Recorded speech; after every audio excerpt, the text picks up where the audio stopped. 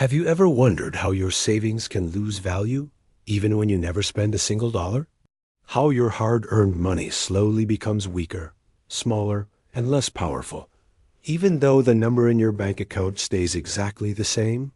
This slow vanishing of wealth happens quietly, invisibly, and often without people realizing it until it's too late. Today, we uncover how governments throughout history have erased people's savings without anyone noticing, using methods that appear harmless on the surface but are devastating underneath. This is not a theory. It is a pattern repeated again and again, across countries, across centuries, and across every major economy on Earth. To understand how this happens, we first need to look at why governments even have the power to influence your money in the first place. In modern nations, governments control the currency. They decide how much money exists. They decide the interest rates. They decide how much debt they will borrow. And most importantly, they decide how much new money to create whenever there is an economic crisis or a political need. Historically, governments have always been tempted to use money creation as a tool whenever they run into trouble. And every time they do, it comes with consequences. Because printing money does not create new wealth. It only divides the existing wealth into smaller pieces. If you imagine the economy as a large pizza, printing money doesn't make a bigger pizza. It just cuts the same pizza into more slices. This means every slice becomes smaller. And those smaller slices represent your savings, your salary, and your purchasing power. This process is called inflation.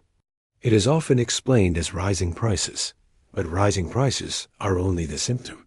The real meaning of inflation is the decline in the value of money itself. When the value of money falls, people need more money to buy the same things.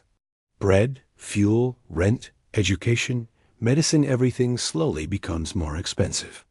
And your savings, which took years to build, quietly lose their ability to buy anything meaningful. Throughout history, governments have used inflation as a hidden tax. Unlike normal taxes, inflation doesn't require a law to pass. It doesn't require permission, and it doesn't appear on your paycheck. It works silently, overnight, pulling value out of your bank account without you ever seeing the government touch it. This hidden tax has been used by empires, kingdoms, republics, and modern democracies. And every time, ordinary citizens pay the price. One of the earliest examples happened in ancient Rome. For centuries, Rome used the silver denarius, a stable and trusted currency. But during the 3rd century, Rome faced constant wars and massive military spending. The government had two options: raise taxes and face rebellion, or quietly reduce the silver content in their coins and pretend nothing changed. They chose the silent path. The Emperor Nero was the first to debase the currency, but later emperors took it even further. By the time of Emperor Gallienus, the once solid silver denarius contained barely 2% silver. The Roman government had effectively printed money without printing anything at all. As a result, prices skyrocketed. Records show that a pound of Egyptian wheat, which cost 6 drachmas in the 1st century, cost 200,000 drachmas by the mid-3rd century. Citizens watched their savings disintegrate. Their money had numbers, but no value. And Rome entered a period of chaos and collapse, partly fueled by the destruction of its currency. But Rome is only the beginning. In medieval China, during the Song dynasty, paper money was introduced to solve a shortage of copper coins. At first, it worked brilliantly, and people trusted it. But later, governments printed more money to cover military expenses and to fund government projects. By the 1200s, the government was issuing more paper money than the economy could handle. Prices rose non-stop. Families saw their life savings vanish. China experienced some of the earliest recorded cases of hyperinflation in human history. Marco Polo later described how each year, new notes were printed and old ones were forcibly exchanged at reduced value, wiping out wealth without a single soldier or tax collector being involved. Centuries later, The same story repeated in France. During the French Revolution, the government issued a new currency called the assignat, backed by confiscated church land. At first, the idea looked successful, but soon the government printed more assignats than there was land to support. By 1796, prices had risen so fast that inflation reached over 13,000%. Workers were paid in morning wages that became worthless by evening. The economy collapsed, and an entire generation's savings disappeared in less than 3 years.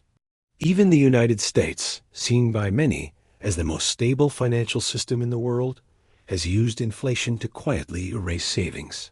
Between 1913 and today, the U.S. dollar lost about 97% of its purchasing power. A dollar in 1913 can buy what would require roughly $28 today.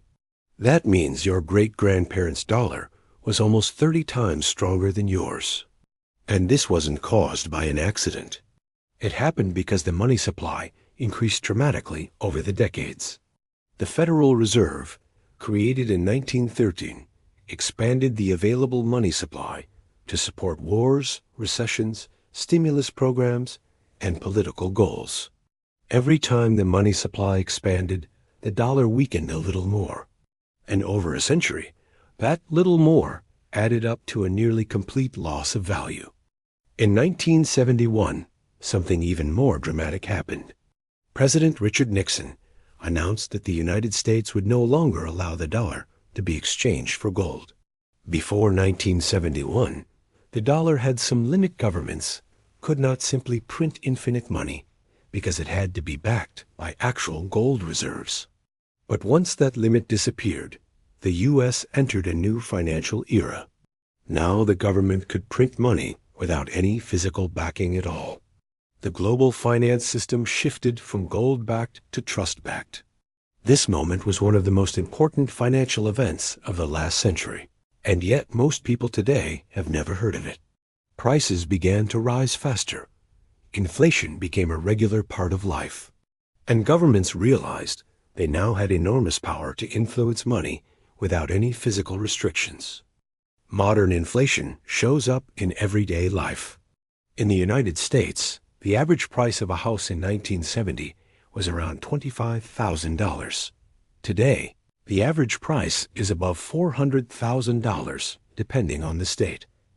A gallon of gasoline in the 1950s cost 25 cents. Today, it fluctuates between $3 and $5. College tuition in the 1960s cost around $350 a year in public universities. Today, the average cost is over $10,000 per year for in-state tuition and over $22,000 for out-of-state. This means the cost of education has increased by more than 2,000%. Meanwhile, the average wage has nowhere near kept up.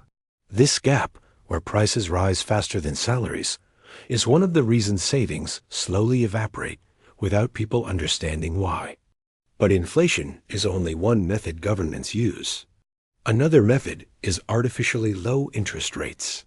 When governments set interest rates close to zero, savers earn almost nothing on their bank deposits. In the United States, the average savings account interest rate for most of the last decade was less than 0.1%. But inflation during that same period averaged around 2%. This means that for every $1,000 saved, people were quietly losing $20 in purchasing power every year. Banks reported that people were earning interest, but in reality, inflation was eating their money faster than interest could protect it. This slow erosion of savings is invisible, but powerful. In some countries, the destruction is even more dramatic. Argentina is a modern example. Because of repeated government overspending, currency mismanagement, and political instability, Argentina's inflation has been extremely high for decades. In 2023, Argentina's inflation rate hit more than 200%. That means prices doubled in a few months. A family's monthly salary can lose half its value before they even receive the next paycheck. Savings in Argentines are almost impossible to protect. Many people convert their pesos to US dollars immediately to avoid losing everything. And this is happening in a country once considered one of the richest in the world. Another example is Venezuela. In the early 2000s, Venezuela had strong oil revenues and a stable economy. But years of money printing, price controls, and government debt led to one of the worst hyperinflation events in modern times. At its peak, inflation in Venezuela reached over 1,000,000%. A loaf of bread that cost $1 suddenly cost millions. People carried cash in backpacks. Some used wheelbarrows. Savings accounts became meaningless. The Venezuelan government never announced this destruction. It simply happened through repeated money printing. Turkey, Lebanon, Zimbabwe, and many other countries have also suffered similar collapses. But even nations with stable economies use silent methods to weaken money. Governments borrow more than they can pay back and use inflation to reduce the real value of their debt. For example, if a government owes $1 trillion and inflation rises enough to make money worth half as much, the government effectively pays only half the real cost. The debt remains the same number, but its actual value is weakened by inflation. Meanwhile, ordinary citizens lose the value of their savings. Another subtle way governments erase savings is through currency devaluation. This happens when a government intentionally lowers the value of its currency relative to other currencies. China devalued the yuan multiple times in the last 2 decades to boost exports and economic growth. India devalued the rupee many times between the 1960s and 1990s. When a currency is devalued, imported goods become more expensive. Families pay more for everyday items like food, electronics, fuel, and medicine. And once again, savings lose value silently, without any announcement. History shows that governments rarely admit this openly. No government ever says, "We are destroying your savings today." Instead, they use technical terms like quantitative easing, liquidity injections, monetary stimulus, or currency adjustments. These are polite phrases that hide harsh realities. Every time you hear these words, it usually means more money is being created. And more money means your existing money is becoming weaker. So why doesn't the public notice immediately? The answer is simple. Inflation works slowly. Like a drop of water eroding a rock, it takes time. By the time people realize what has happened, years have passed, and their savings have quietly lost half their value or more. Meanwhile, governments continue to present inflation as normal or manageable, even though it is one of the most powerful forces reshaping wealth around the world. But there is a deeper truth behind all this. Every government faces the same problem. Citizens want services, but they hate taxes. So governments discovered that the easiest way to pay for everything is by printing money and letting inflation act as an invisible tax. It does not require voting. It does not require explanation. And it does not cause immediate rebellion, because most people do not understand what is happening until it's too late. Understanding this hidden process is one of the most important steps toward protecting your own financial future. Because if history has taught us anything, it is that governments almost never protect savings. They protect their own survival. And inflation, debt, and currency manipulation are the tools they rely on. If you found this story eye-opening, informative, and worth sharing, make sure to like this video, subscribe to HistoriNomica, and turn on notifications so you never miss another deep dive into the hidden forces shaping our world. Share this video with someone who still thinks their savings are safe, because history shows us that nothing is truly safe if you don't understand how the system works. Thanks for watching, and I'll see you in the next video.